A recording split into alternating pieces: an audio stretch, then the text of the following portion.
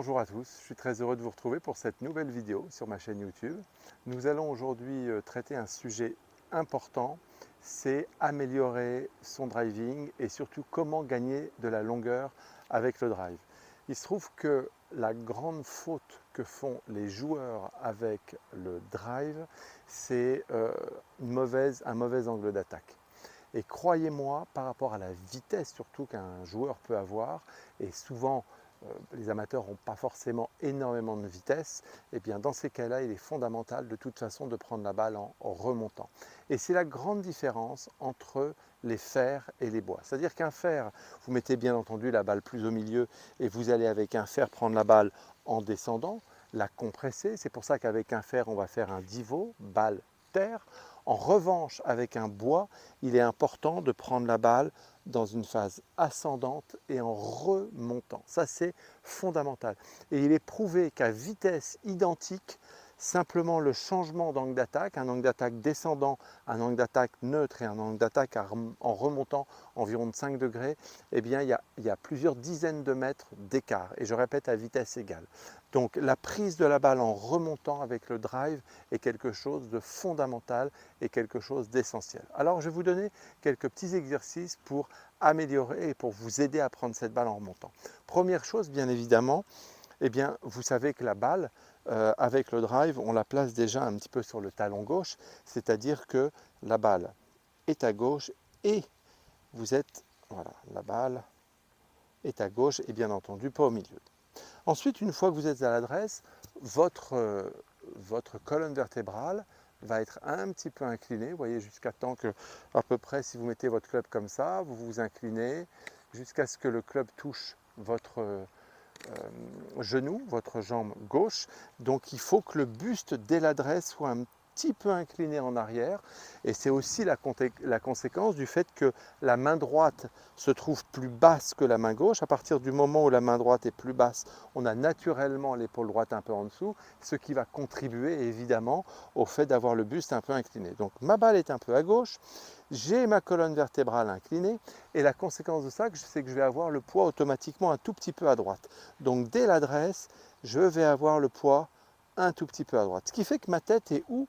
Ma tête est automatiquement derrière la balle. Je ne suis pas du tout au niveau de ma balle, je suis derrière la balle. Voilà. Donc déjà dans la posture, je répète, 1, une balle un petit peu à gauche. 2, j'incline un petit peu mon buste et j'ai le poids un tout petit peu sur la jambe droite. Voilà. Voilà une bonne posture avec le driver. Attention avec le driver, surtout pas de manche en avant. Le manche, il est vraiment dans le prolongement du nombril, c'est-à-dire qu'il est soit vraiment perpendiculaire au sol, voire même un tout petit peu en arrière. Vous voyez, j'ai le club qui n'est pas tout à fait droit, il peut être parfaitement en arrière, mais surtout pas de manche et de shaft en avant, ce qui va contribuer à un angle d'attaque trop descendant. Donc, une fois que vous êtes dans cette position avec la balle à gauche, le poing un petit peu à droite, le buste incliné, ce sont les 3 points importants. Pour prendre la balle en remontant, il est essentiel d'avoir un bon plan de swing et une bonne liberté des bras. Donc on revient toujours sur une base fondamentale qui est la rotation du corps. Je dis du corps parce que ce n'est pas seulement les épaules, ça peut en fonction des profils être parfois pour les joueurs qui sont associés, être une rotation aussi avec le bassin. Mais sans une bonne rotation avec le drive, c'est difficile de bien driver. C'est vraiment la condition sine qua non. Il est essentiel de parfaitement pivoter le corps à la montée. Et pivoter ne veut pas dire monter les bras. Pivoter, c'est vraiment l'image de tout de suite bien tourner. Je ne monte pas forcément beaucoup mes bras. En revanche, je tourne. Il n'y a pas un bon driving sans une bonne rotation. Et cette bonne rotation va vous permettre au retour de parfaitement libérer les bras, sentir que vos bras se libèrent. Ou bien, donc la deuxième clé, soit vous pensez à swinger les bras, car la plus grosse faute des amateurs au driving, c'est un manque de rotation, et ce manque de rotation, le joueur avance, et le nombre de joueurs qui avancent la tête en début de descente, c'est-à-dire qui avancent la tête, qui passe devant, ça parce qu'on a un driver en main et qu'on veut aller un peu loin et qu'on veut forcer, donc on va un petit peu vite, on finit pas de tourner, et là on avance. Donc au contraire, pivotez vraiment bien les épaules, et là vous allez pouvoir swinger les bras et il faut absolument que la tête reste derrière la balle. Et c'est parce que vous allez rester derrière que vous pourrez prendre la balle dans une phase ascendante, c'est-à-dire en remontant. Ce qui pourra vous aider également à rester derrière la balle pour prendre la balle en remontant, c'est d'avoir un bas du corps beaucoup plus dynamique. C'est-à-dire que plus les hanches vont être dynamiques au retour, à partir du moment où mes hanches sont actives, j'ai plutôt la tête qui recule. Et on peut voir chez les joueurs, chez les bons joueurs, soit la tête rester vraiment stable jusqu'à l'impact. Évidemment, après, la tête peut partir. J'avais fait une vidéo d'ailleurs là-dessus.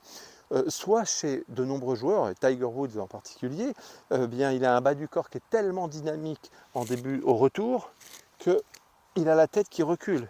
Il a la tête qui recule tellement le bas est actif et dynamique.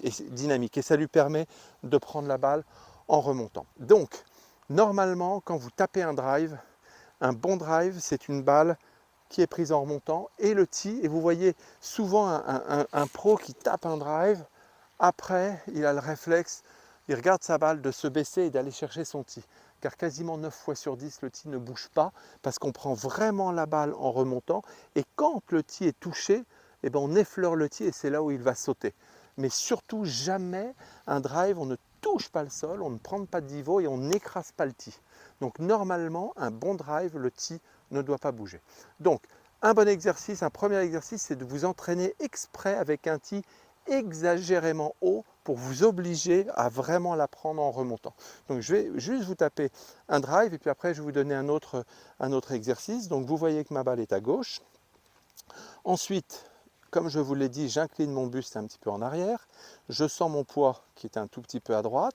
Et je vais maintenant vraiment penser à bien pivoter. Ce qui va vraiment m'intéresser, c'est un pivot vraiment complet.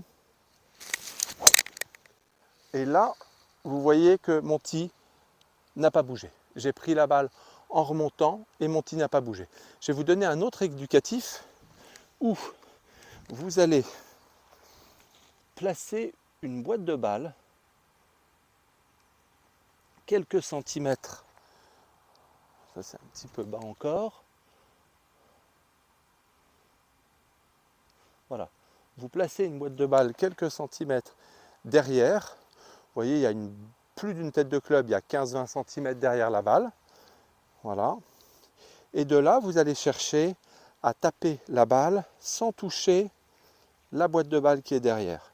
Donc ici, je suis toujours un petit peu à droite. De nouveau, je vais vraiment prendre le temps de tourner et je vais chercher à prendre la balle en remontant. Voilà, je termine en équilibre.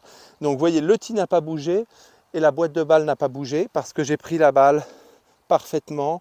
Là, le point le plus bas est ici. Ma tête de club monte, je frappe ma balle en remontant et je passe au-dessus de la boîte de balle. Il est bien évident que si je prends la balle un peu en descendant, je vais écraser le tee et toucher. Donc juste un petit résumé très rapide. 1, ma balle est un petit peu à gauche. Je suis à l'adresse avec le buste, la colonne vertébrale un petit peu inclinée. Je sens mon poing un tout petit peu à droite. Dans cette position, surtout, je n'ai pas le manche en avant. Voilà. De là, je vais vraiment prendre le temps de bien achever la rotation et je vais soit penser à vraiment swinger mes bras, soit penser à déclencher mes jambes. Et plus mes jambes, en fait, le bas du corps est une partie assez antagoniste avec le haut, plus vous allez jouer avec le bas du corps, plus le haut restera derrière. En revanche, plus vous jouez avec le haut du corps, plus le bas va se bloquer et va même parfois partir en arrière. Donc si vos jambes sont actives, automatiquement vous resterez naturellement derrière la balle. Éducatif, n'hésitez pas à vous entraîner avec un tee assez haut. 1. Et 2, le petit exercice avec la boîte de balle derrière et vous cherchez vraiment à prendre la balle davantage en remontant. Voilà pour le driving et croyez-moi, si vous respectez bien le fait de prendre la balle en remontant avec ces petits éducatifs, eh bien vous gagnerez énormément en longueur. Ça c'est vraiment une certitude parce qu'il est fondamental. Le driving déjà, c'est un premier coup pour vous mettre en confiance et si vous commencez avec un bon drive et si vous êtes en confiance avec un premier bon coup, vous allez gagner évidemment pas mal de points. Je vous dis à très bientôt pour une prochaine vidéo. C'était un plaisir. Au revoir.